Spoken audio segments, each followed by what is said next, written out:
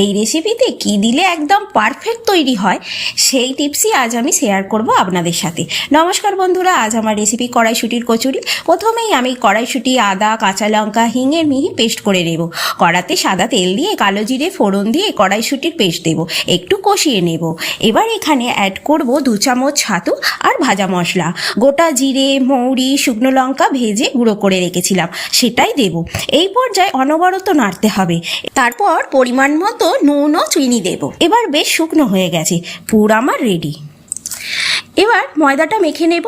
ময়দাতে আমি দিয়েছি পরিমাণ মতো নুন, চিনি, সুজি আর সাদা তেল। সব উপকরণ ভালো করে মিশিয়ে উষ্ণ গরম জলে ময়দা মেখে নেব। ময়দার ডো থেকে ছোট ছোট লেচি কেটে তাতে কড়াইশুঁটির পুর দিয়ে দেব।